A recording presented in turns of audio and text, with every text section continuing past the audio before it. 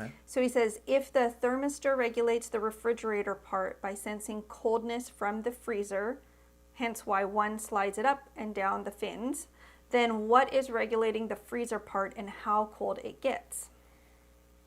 Okay. So you're talking about the absorption refrigerator in your RV.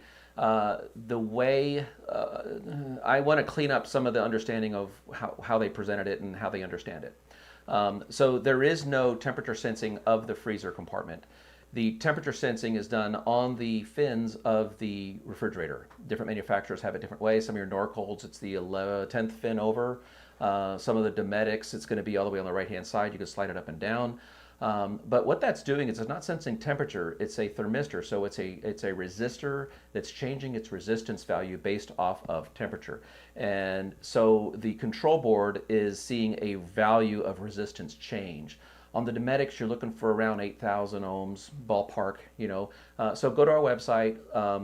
You could pull up. We have a lot of refrigerator manuals on our website. Under the manuals, just go to resources, find manuals, find your refrigerator, and in those service manuals, you'll find the thermistor value for yours. But Dometics overwhelmingly shoot for 8,000 ohms. So on these refrigerators, we just did a cooling unit replacement just yesterday, as a matter of fact. But so I'll just draw something, and maybe this will help. So on your freezer, if you were to take your refrigerator out and lay it down face down on the floor, what you're looking at is a big metal assembly. Okay, that's the cooling unit assembly. It's full of ammonia, hydrogen, distilled water, and an anti-rust inhibitor. Because ammonia is these cooling units is the story of ammonia, and but ammonia is very corrosive to steel, so they have to keep that in check by adding a sodium chromate, which is an anti-rust inhibitor.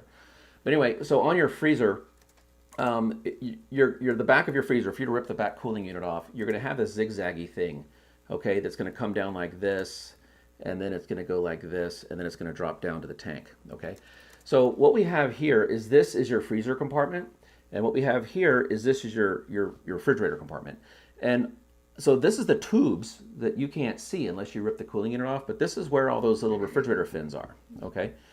And so the thermistor that you're talking about, I'll change the color to red here, is basically moving up and down here. And so you're moving the temperature resistance device, the thermistor, the resistor that changes its resistance value based off of temperature, either closer to this tube or closer to that tube, okay?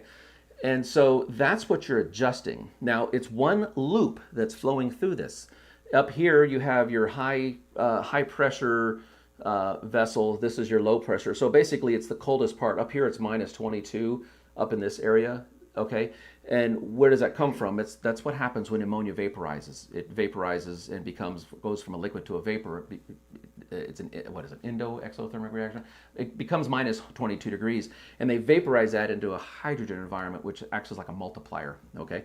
And so it's minus 22 at this point. And so we're always basically going to be monitoring the temperature of this flow here where it's about to exit and go down into your absorber vessel. And so by monitoring the temperature of the fluid where it's exiting, that's how we adjust it through the whole process. So let me just focus on it. I could spend an hour on this. So let me just try to lay my plane on here.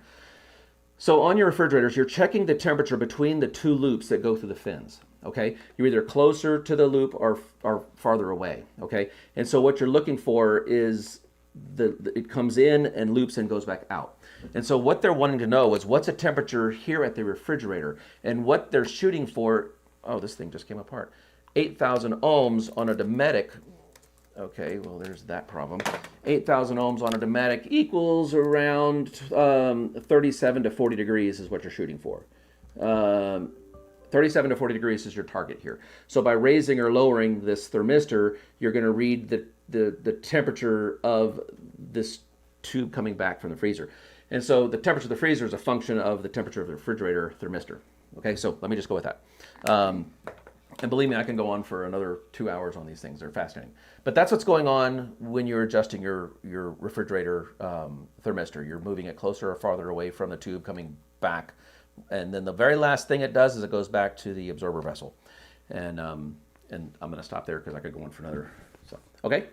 All right.